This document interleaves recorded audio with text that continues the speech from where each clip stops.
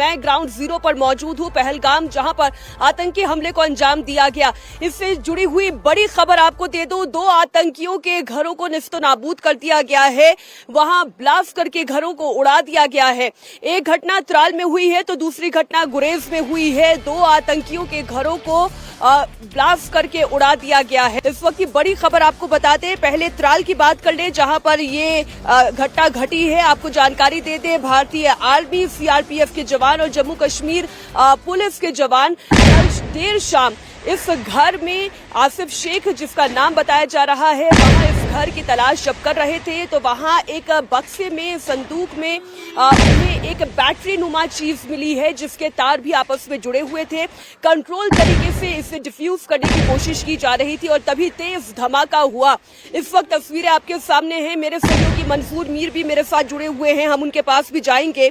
वहीं एक और बड़ी खबर जो गुरेज से आ रही है, गुरेज में भी आतंकी आदिल के घर में ब्लास्ट हुआ है। मंसूर हमारे साथ जुड़े हुए हैं। मंसूर, दोनों घटनाओं पर आप जानकारी दें। पहले तो बैटरी नुमा चीज को डिफ्यूज करने की कंट्रोल तरीके से कोशिश की जा रही थी, फिर ये ब्लास्ट कैसे हुआ, इससे जुड़ी हुई और क्या जानकारी आपके पास?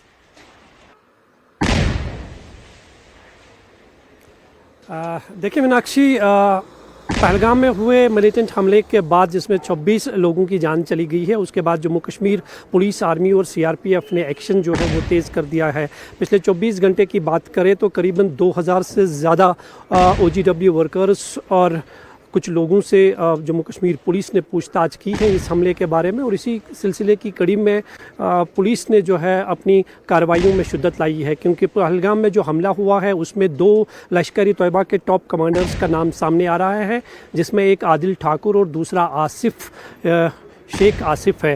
तो पुलिस ने जब इनके घरों पर रेड की तो उस दौरान उनके घर में कुछ एक बैटरी बॉक्स मिला है और उसी दौरान एक ज़ोरदार ब्लास्ट हुआ है जिससे उनका घर जो है पूरी तरह से तबाह हो चुका है। और इसी तरह की घटना जो है आदिल ठाकुर के घर में भी मिली है। आदिल ठाकुर लश्कर-ए तैयबा के टॉप कमांडर है और वर्ष 2018 में वो पाकिस्तान चले गए थे और पहलगाम हमले का मास्टर माइंड वही आदिल ठाकुर माना जा रहा है और उस पर 20 लाख रुपए के इनाम की घोषणा भी जम्मू कश्मीर पुलिस ने की है। तो निसंदेह ही ये एक बहुत बड़ी कार्रवाई और ऑपरेशंस मिलिटेंटों के खिलाफ चल रहे हैं और साथ ही साथ बांडीपुरा में भी एक मुठभेड़ चल रही है जहां पर 2 से 3 मिलिटेंटों को ट्रैप किया गया है। जम्मू कश्मीर पुलिस, आर्मी और सीआरपीएफ का वहां पर भी जॉइंट ऑपरेशन चल रहा है। जम्मू कश्मीर की 740 किलोमीटर लंबी नियंत्रण रेखा से पूरे कश्मीर घाटी में ऑपरेशंस में तेजी लाई गई है और कोशिशें की जा रही है कि जितने भी मिलिटेंट, चाहे वो इस हमले से जुड़े हो या फिर जो कश्मीर घाटी में सक्रिय है, उनको जल्द से जल्द मार गिराया जा सके। जी मीनाक्षी। जी बिल्कुल, आप मंसूर जो जानकारी दे रहे हैं, एक आतंकी जिसका घर पुलवामा जिले के त्राल इलाके में था, उसको तो ब्लास्ट करके उड़ाया भी गया। आप बता रहे जैसे कि कंट्रोल तरीके से इस बॉम्ब को डिफ्यूज करने की कोशिश की जा रही थी और इसी दौरान यहां पर ब्लास्ट की घटना हुई। तो वहीं दूसरी जो खबर आई है, दूसरे आतंकी आदिल से जुड़ी हुई खबर, गुरेज में ये पूरा ऑपरेशन अंजाम दिया गया है, इसके बारे में और क्या डिटेल आप तक पहुंच रही है?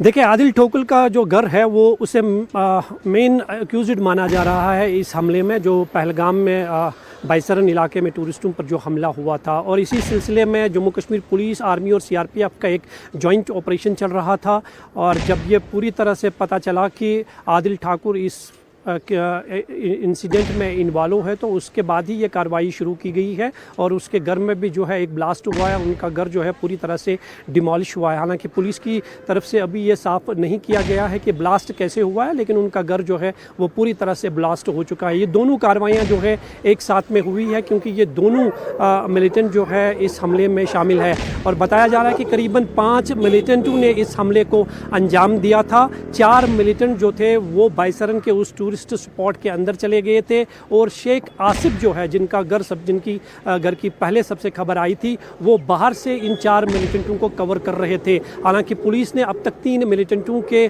स्केच और फोटोज जो है वो जारी किए हैं, उन पर 20 लाख रुपए के इनाम की घोषणा भी की गई है। तो यही कोशिश है कि जितने भी मिलिटेंट और जहां पर भी छुपे हुए हैं उनको चुनकर जो है मार गिराया जा सके और यही बड़े ऑपरेशन जो है पूरे कश्मीर में पिछले 24 घंटे से देखे जा जा रहे हैं। करीबन 2000 से अधिक लोगों को इस मामले में अब तक पूछताछ के लिए अलग अलग थानों में बुलाया गया है, उनसे पूछताछ की जा रही है। पहलगाम की बात करें तो पहलगाम में करीबन 250 लोगों को बुलाया गया है, उनसे भी पूछताछ की जा रही है कि इस हमले में बिल्कुल मंसूर, आप बने रहिए हमारे साथ। इसी बीच एक और बड़ी खबर आ गई है। पहलगाम हमले के बाद जम्मू कश्मीर सेना भी लगातार एक्शन मोड में है। बांदीपुरा में सुरक्षा बलों की आतंकियों के साथ मुठभेड़ की ये बड़ी खबर आ रही है। ये अभी अभी की खबर है।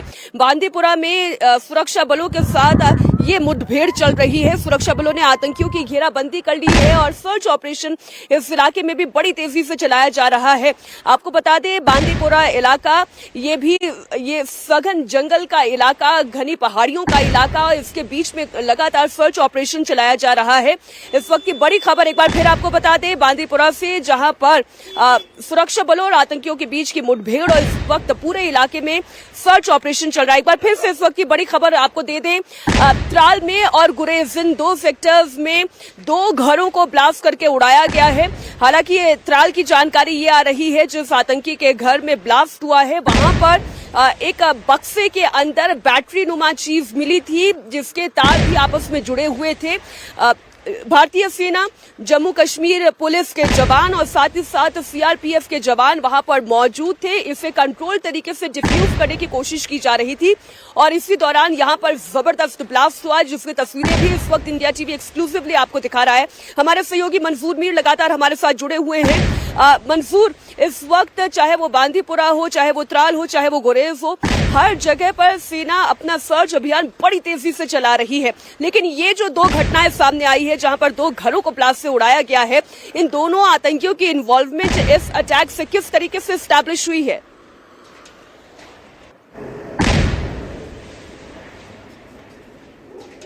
देखिए मीनाक्षी, जैसे ही पहलगाम का हमला हुआ है उसके बाद जो पुलिस ने अपनी तफ्तीश शुरू कर दी थी और कहीं ओवरग्राउंड वर्कर्स को हिरासत में लिया गया, तो उसके बाद ये बात सामने आई कि इस हमले के पीछे आदिल गोरी, जो कि अनंतनाग के बीज बिहाड़ा के रहने वाले हैं और वर्ष 2018 में पाकिस्तान चले गए थे और वो इस हमले के मास्टर माइंड है। और उनके साथ में शेख आसिफ, जो कि साउथ कश्मीर के ही पुलवामा के त्राल इलाके के रहने वाले हैं, उनकी पहचान जो तस्वीरें वायरल हुई थी मिलिटेंटों की, उसके ज़रिए की गई है। और जो OGWs करीबन 2000 से ज़्यादा अभी तक हिरासत में लिए गए हैं, उनसे पूछताछ की गई है, उनसे भी कुछ जानकारियाँ मिली है और उसी आधार पर ये 2 घर जो है, जो टॉप मोस्ट वांटेड मिलिटेंट्स है लश्कर तैयबा के, उन पर 20 लाख रुपए के इनाम की घोषणा भी पुलिस की तरफ से की गई है। तो उसके बाद ये कार्रवाई सामने देखने को मिल रही है, कार्रवाई लाई गई है और जम्मू कश्मीर पुलिस, आर्मी और CRPF का एक जॉइंट ऑपरेशन के दौरान इस तरह की कार्रवाई हुई है।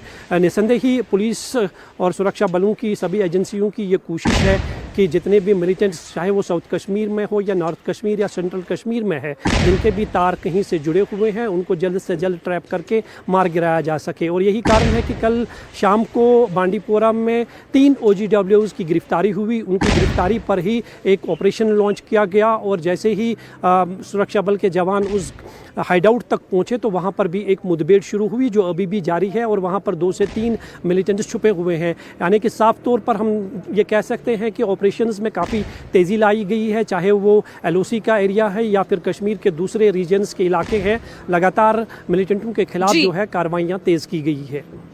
जी, एक तरफ आप बिल्कुल ठीक कह रहे हैं, पाकिस्तान की एक तरफ उकसावे की कार्रवाई जहां पर लाइन ऑफ कंट्रोल पर हो रही है, तो भारत की ओर से भी मुंहतोड़ जवाब दिया जा रहा है। तो वहीं अगर हम पुलवामा की बात करें, हम त्राल इलाके की बात करें, यहाँ पहलगाम की बात करें, लगातार अलग अलग जगहों पे सघन सर्च अभियान चलाया जा रहा है और ये जॉइंट ऑपरेशन है। एक बार फिर से मैं इन दोनों आतंकियों की डिटेल पर आऊं, उससे पहले इस वक्त की बड़ी खबर दर्शकों को बता दें।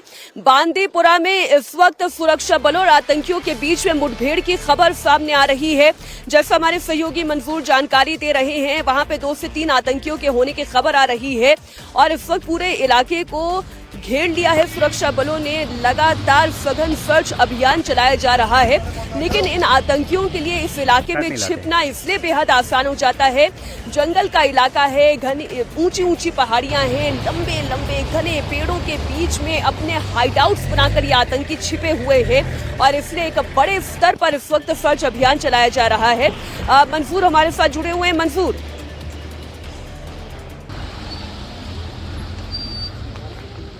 बिल्कुल मीनाक्षी, पिछले कुछ समय से हम देखें तो मिलिटेंट्स की जो स्ट्रेटजी है वो पूरी तरह से बदल चुकी है, क्योंकि वर्ष 2019 के बाद ऑपरेशन ऑल आउट के तहत कश्मीर घाटी में मिलिटेंसी का ग्रोथ जो है वो करीबन ज़ीरो के आसपास पहुंचा चुका था।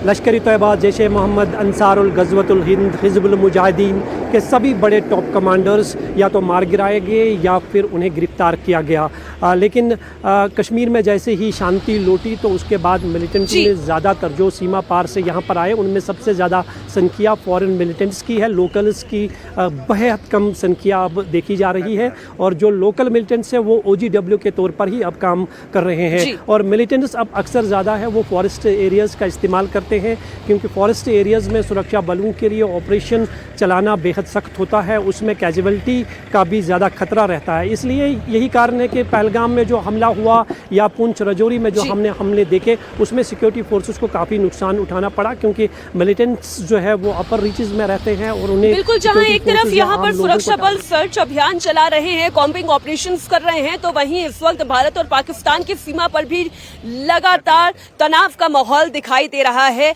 आपको बता दें, पाकिस्तान की बौखलाहट तो दिखाई दे ही रही है जब से भारत ने डिप्लोमेटिक एक्शन पाकिस्तान के खिलाफ लिया है, और इसका असर इस वक्त लाइन ऑफ कंट्रोल पर दिखाई दे रहा है। कल रात भर तनाव का माहौल रहा। श्रीनगर के आसमान में भारतीय एयरफोर्स के फाइटर जेट उड़ान भरते हुए नजर आए हैं, और न सिर्फ फाइटर जेट बल्कि ट्रांसपोर्ट एयरक्राफ्ट भी भारतीय वायुसेना के उन्हें देखा गया है। एयरफोर्स के फाइटर जेट के साथ ही ट्रांसपोर्ट एयरक्राफ्ट ने रात में उड़ान भरी। फाइटर जेट्स ने बॉर्डर के बहुत ही करीब जाकर ये उड़ान भरी है।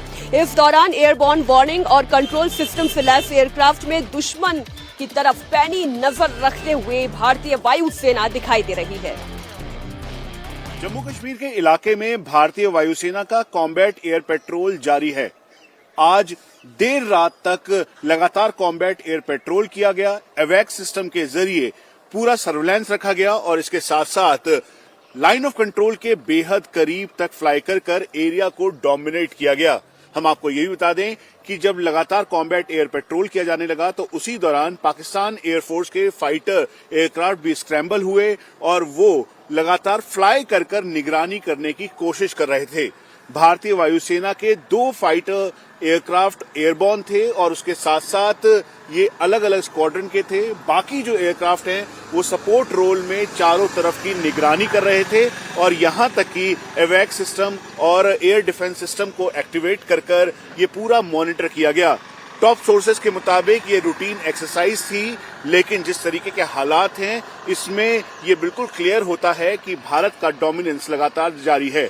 हम आपको ये भी बता दें कि जम्मू कश्मीर के दूसरी तरफ पाकिस्तान का 10 कोर का इलाका है। वहां पर कोर कमांडर के द्वारा सभी जो फॉरवर्ड लोकेशन पर पाकिस्तानी आर्मी बेसेस हैं उनको कहा गया है कि जितने भी उनके जवान हैं वो अंदर रहें, बंकर के अंदर रहकर निगरानी करें, सर्विलांस कैमरे के जरिए निगरानी करें। अपने एयर डिफेंसेस के साथ साथ जो उनके डिफेंसेस हैं उनको उन्होंने और पक्का किया है। इससे पाकिस्तान का डर साफ दिखाई देता है। वहीं जो पाकिस्तान की 31वीं कोर है जो कि ठीक राजस्थान के सामने बहावलपुर का एरिया है उसको मॉनिटर करती है, वहां पर भी उनको डर सता रहा है कहीं ऐसा ना हो कि जैश ए मोहम्मद का जो आतंकी अड्डा है उसको कहीं से भी बॉम्ब किया जाए या फिर कुछ भी हो। तो इसी को देखते हुए अब चारों तरफ निगरानी बढ़ाई गई है। लाइन ऑफ कंट्रोल से लेकर इंटरनेशनल बॉर्डर तक भारत का डोमिनेंस जारी है और इसके साथ साथ इस बात का एहतियात रखा गया है कि कहीं से भी कोई चूक ना हो। वहीं हिंटरलैंड के अंदर यानी जम्मू कश्मीर के अलग अलग इलाकों में आतंकियों को पकड़ने के लिए, एलिमिनेट करने के लिए, न्यूट्रलाइज करने के लिए सेना का ऑपरेशन जारी है। कैमरा पर्सन राजेश्वर के साथ मनीष प्रसाद, इंडिया टीवी। और इसी बीच पहलगाम आतंकी हमले से जुड़ी हुई एक और बड़ी खबर आप तक पहुंचा दें। आज भारतीय सेना के चीफ जनरल उपेंद्र द्विवेदी यहां पहलगाम का दौरा करने के लिए आ रहे हैं। वो श्रीनगर पहुंच चुके हैं। श्रीनगर में वो एक हाई लेवल मीटिंग में हिस्सा ले रहे हैं और इस मीटिंग के बाद वो यहां पहलगाम में आतंकी हमले के स्पॉट यानी कि बायसरन में भी दौरा करने के लिए आएंगे, जहां पर मासूम निहत्थे 26 लोगों लोगों को आतंकियों ने अपनी गोली का शिकार बनाया, उन्हें मौत के घाट उतार दिया। पहलगाम दौरे में आर्मी चीफ के साथ ही 15 corps commander lieutenant general Prashant Srivastava और Victor force commander major general Dhananjay Joshi शामिल रहेंगे। पहलगाम हमले के बाद भारत और पाकिस्तान के बीच में तनाव की परिस्थिति में जनरल द्विवेदी का ये दौरा बेहद महत्वपूर्ण कहा जा रहा है। 6 तस्वीरें इस वक्त मैं आपके सामने रख रही हूं। आप देखें, पहलगाम अनंतनाग के इलाकों में भारतीय सेना एक तरफ जहां पर सघन सर्च अभियान चला रही है, तो वहीं आर्मी की स्पेशल यूनिट आधुनिक हथियार, rocket launcher, night vision device, drone और स्नाइपर्स के साथ अलग अलग जगहों के लिए भारतीय सेना के जवान तैनात हैं। सर्च ऑपरेशन के दौरान आतंकियों के ठिकाने भी मिले हैं, कुछ हाइडआउट्स भी मिले हैं जिसे खत्म किया जा रहा है। यानी कि आप ये समझे, पहलगाम से लेकर अनंतनाग, अनंतनाग से लेकर कुलगाम, बांदीपोरा तक इस वक्त भारतीय सेना, सीआरपीएफ और जम्मू कश्मीर पुलिस का ये जॉइंट ऑपरेशन जारी है। मेरे सहयोगी मंजूर वीर इस वक्त मेरे साथ पुलवामा से ही लाइव जुड़े हुए हैं।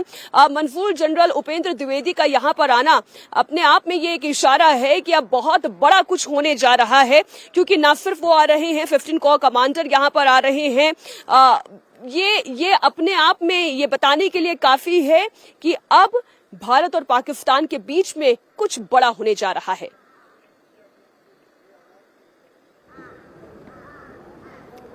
बिल्कुल मीनाक्षी, जम्मू कश्मीर की मिलिटेंसी के इतिहास में ये अब तक का सबसे बड़ा हमला माना जा रहा है, और वो भी पर्यटकों पर जो हुआ है, जिसमें 26 लोगों की जान चली गई है। तो निसंदेह ही इसके बाद जो भारत सरकार की तरफ से कदम उठाए गए हैं, जो फैसले लिए गए हैं, उन फैसलों की जहां हर तरफ से सराहना की जा रही है, और ये एक जवाब देने की भी तैयारियां जो है वो पूरी तरह से की जा रही है। और यही हम पिछले कुछ समय से देख रहे हैं कि जिस तरह से भारत सरकार ने एक्शन लिया है और कुछ नए फैसले लिए हैं, और केंद्रीय गृह मंत्री अमित शाह का यहाँ पे दौरा करना और उसके बाद अब आर्मी चीफ का यहाँ आना, तो वो ये साफ इशारा करता है कि भारत सरकार जो है मुंह तोड़ जवाब देने के लिए तैयार है, और वो किसी भी तरह का जो है एक्शन करने के लिए सिक्योरिटी फोर्सेस के जवानों को तैयार रहने के आदेश भी पहले से ही जारी किए गए हैं। तो एक बहुत बड़ा हमला है, और पाकिस्तान को जवाब देने के लिए जो है शायद यही एक मौका है, जो पूरे देश की मांग है कि पाकिस्तान के खिलाफ जो है इस हमले के बाद कार्रवाई होनी चाहिए, ताकि दोबारा कश्मीर में इस तरह की घटनाएं ना घटें। आप बिल्कुल ठीक कह रहे हैं मंसूर, और जिस तरीके की रिपोर्ट डिफेंस डिपार्टमेंट से भी आ रही है, भारतीय वायुसेना के फाइटर जेट्स का बॉर्डर के बेहद नजदीक उड़ान भरना, और इतना ही नहीं ट्रांसपोर्ट एयरक्राफ्ट का भी उड़ान भरना, ये एक इशारा देता है कि भारतीय सेना हो, चाहे थल सेना हो, चाहे वायुसेना है, पूरी तरह से तैयार है। और ये जो एक्शन है, ये जो रिपीटेड मूवमेंट है, ये बता रहा है कि कुछ बड़ा हो सकता है।